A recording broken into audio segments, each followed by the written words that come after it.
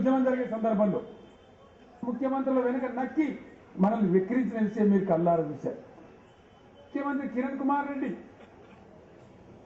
TRS శాసనసభ్యుడు హరీష్ వాదిస్తుంటే, హరీష్ ఇదే మీ వైఖరి అయితే ఒక్క రూపాయి కూడా ఇవ్వను, రాసుకో, ఏం చేసుకుంటావో చేసుకోపో అంటే టీఆర్ఎస్ శాసనసభ్యులు కొట్టారన్నారు. కానీ కాంగ్రెస్ శాసనసభ్యులు కనీసం లేచిండ్రా, మాట్లాడిండ్రా, ఏమయ్యా ముఖ్యమంత్రి మేము ఇక్కడ ఉన్నాం, ఈ చెత్త మాట్లాడతావు, తెలంగాణ ప్రజలు ఇంత కించపరుస్తావు అని అడిగిన మొగోడు ఒక్కరిన కనపడ్డా? ఎంతసేపు పదవులు వెలగబడుతూ ముఖ్యమంత్రుల పక్కన నక్కి ఉంటూ మనల్ని వెక్కిరించిందే తప్ప ఏ రోజు వీళ్ళు ఉద్యమానికి కలిసి రాదు, ఏ సందర్భంలో కూడా కలిసి రాదు. ఒక్కనాడు రాజీనామా చేయలేదు. వీళ్ళ మనం కాపాడే ఈ మొత్తమ్మలు, ఈ దత్తమ్మలా మీ అందరికీ తెలుసు. శ్రీశైలానికి పొక్కపొడిచి పోతిరెడ్డి పాడు తవ్వుకుపోతుంటే దానికి వంత పాడింది ఇదే పొన్నాల లక్ష్మయ్య గారు కాదా? గాలేరు నగరి అక్రమ ప్రాజెక్ట్, నీటి కేటాయింపులు లేవు, ఎలాంటి క్లియరెన్స్లు లేవు, ఎలాంటి అనుమతులు లేవు. కానీ ఆ ప్రాజెక్టును జబర్దస్తిగా నిర్మించి నీళ్లు నేను తీసుకొని పోతున్నా, నాన్ బేసిన్ ఏరియాకి తీసుకొని పోతున్నాను విజయ గర్వంతో రఘువీరారెడ్డి పాదయాత్ర చేస్తే మంగళహారతి పట్టింది. ఇదే జీకే అన్న మంత్రి హోదాలో మంగళహారతి పట్టింది నిజం కాదా? ఇవన్నీ మీరు చూడలేదా? టీవీలో వార్తలు రాలేదా? క్లిప్పింగ్స్ అని కూడా ఉన్నాయి ఈరోజు. మరి ఇటువంటి పని చేసిన వారు రేపు నీటి వాటాలు కేటాయింపు చేసుకోవడానికి పోరాటం చేస్తారా? వీళ్ళు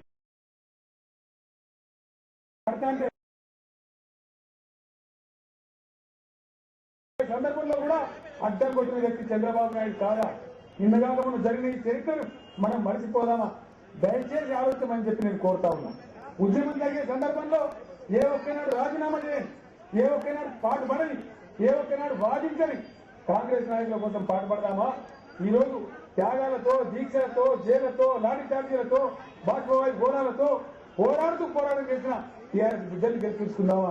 దయచేసి ఆలోచించమని నేను కోరుతా ఉన్నా. ఉద్యమం నడిపినాడు నా పని, ఉద్యమాన్ని ఆరిపోకుండా నిలబెట్టింది నా పని.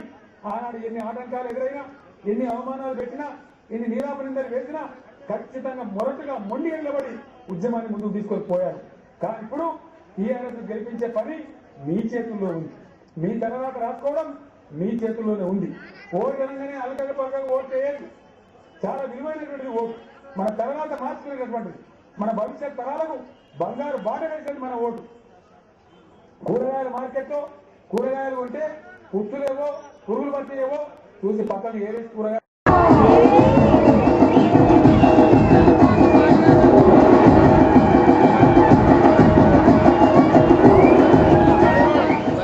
ప్రప్రథమంగా జూబ్లీహిల్స్ నియోజకవర్గంలో ఈ 3D షోకు మంచి స్పందన వచ్చింది.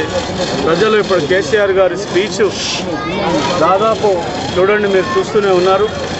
బ్యాక్ సైడ్లో కనీసం ఒక బహిరంగ సభలాగా దాదాపు 10,000 మంది ఉన్నారు. ఇక్కడ నుంచి గాయత్రి వరకు టచ్లో ఉన్నారు. మంచి స్క్రీన్ ఇది. ఈ స్క్రీన్ మీద బాగా లాంగ్ డిస్టెన్స్లో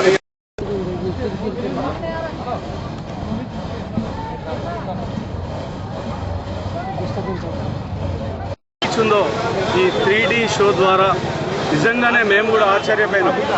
పబ్లిక్ కూడా చాలా ఆశ్చర్యపోయినారు. చాలా అద్భుతంగా, నిజంగా కేసీఆర్ గారు వచ్చినట్టే, నిజంగా కేసీఆర్ గారు మాట్లాడినట్టే ఉంది. మంచి స్పందన ఉన్నది. ఇది ఒక పెద్ద బహిరంగ సభ లెక్క మారిపోయింది. దాదాపు ఇప్పుడు 10,000 మంది బ్యాక్ సైడ్లో మీరు చూసే ఉంటారు. ఈ యొక్క స్పీచ్ను 10,000 మంది విన్నారు. ఇప్పుడు దీంతో ప్రజల్లో ఒక మంచి మెసేజ్ పోయింది. కేసీఆర్ గారు పెట్టినటువంటి మేనిఫెస్టో ఏదైతే బీసీల గురించి 25,000 కోట్లు, మరి మైనార్టీల గురించి సంవత్సరానికి 1000 కోట్లు, 5 సంవత్సరాలకు 5,000 కోట్లు, మరి ఆటో కార్మికులు ఆటో నడిపించుకొని బ్రతికే వాళ్ళకు కూడా రోడ్ ట్యాక్స్ మాఫ్ చేస్తానని చెప్పేసి అనేక అంశాల మీద వారు మాట్లాడడం జరిగింది. మరి రైతుల గురించి కూడా వారు మాట్లాడడం జరిగింది.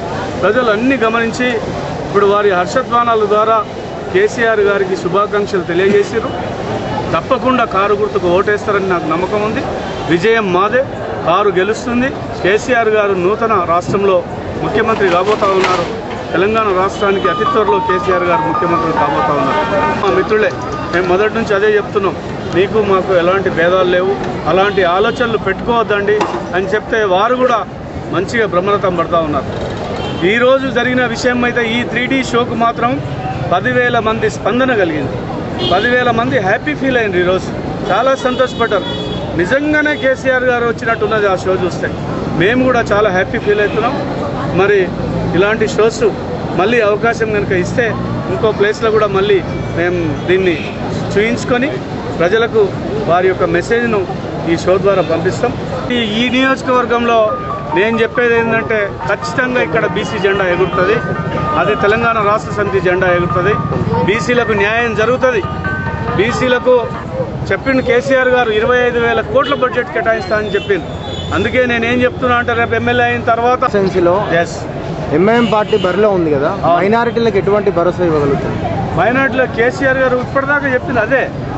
మేము వాళ్ళకు మాకు వాళ్ళు రక్షణ, వాళ్ళకు మేము రక్షణ, అలాంటిది ఏం లేదు మాకు. వాళ్ళు ఎంఐఎం వాళ్ళు ఇక్కడ పోటీ చేస్తున్నారు, మాకు పోటీ కాదు. మేము అనుకుంటున్నాం కాంగ్రెస్కి ఇట్లా పోటీ ఉంటుందేమో అని మేము అనుకుంటున్నాం. మరి వాళ్ళు సెకండ్ ప్లేస్, గతంలో కార్పొరేటర్గా మీరు చూసిరు. ఫస్ట్ ప్లేస్ నేను గెలిచిన, సెకండ్ కాంగ్రెస్ ఉండే, థర్డ్ ఎంఐఎం ఉండే. మరి అది కార్పొరేటర్ ఎలక్షన్లో. ఇప్పుడు కూడా నేను అదే అనుకుంటున్నా. ఫస్ట్ డెఫినెట్గా నేను విజయం సాధిస్తా, సెకండ్ ప్లేస్లో కాంగ్రెస్ ఉంటుందని నేను ఇక్కడ ఉండే ఉన్నది. తెలంగాణ రాష్ట్ర సమితికే మా ఓటు అని చెప్తున్నారు. మైనార్టీలు ఓపెన్గా రోడ్డు మీదకి వచ్చి కండువా వేసుకుంటున్నారు, పార్టీలో జాయిన్ అవుతున్నారు. వారి స్పందన మంచి స్పీడ్లో ఉన్నది. మరి వారికి కేటాయించినటువంటి మేనిఫెస్టో కూడా బ్రహ్మాండంగా ఉంది. దానివల్ల వారు కూడా మంచి డెవలప్ అవుతారు. మాకు ఎలాంటి ఉన్నారు కదా, వాళ్ళని సెటిలర్స్ అని పిలవచ్చా లేదా తెలంగాణలో భాగంగా? వాళ్ళను ఇప్పుడు 50 సంవత్సరాల నుంచి ఒక ప్రాంతంలో ఉంటున్నాం, మనం నివసిస్తున్నాం, సోదరాభావంతో ఉంటున్నాము. ఒక సోదరాభావంతో ఉంటాం మేము వాళ్ళని వీళ్ళని కాదు, వాళ్ళు మా వాళ్ళే అని చెప్తున్నాం. మా వాళ్ళే అని చెప్తే అంతే అర్థం చేసుకుని సరిపోతుంది. వాళ్ళని గుండెల్లో పెట్టుకొని చూసుకుంటాం. వాళ్ళు మా వాళ్ళే, వాళ్ళు వేరే వాళ్ళు కాదు, వాళ్ళు పరాయిలు కాదు. అందరం ఇక్కడనే, ఇప్పుడు ఇక్కడ పుట్టిన వాళ్ళు ఉన్నారు, ఇక్కడ చదువుకున్న వాళ్ళు ఉన్నారు, ఇక్కడ స్టడీ సర్టిఫికెట్స్ ఉన్నాయి. వాళ్ళంతా మన వాళ్ళే, మా వాళ్ళే. వాళ్ళు పరాయిలు కాదు, వారు వేరే వాళ్ళు కాదు.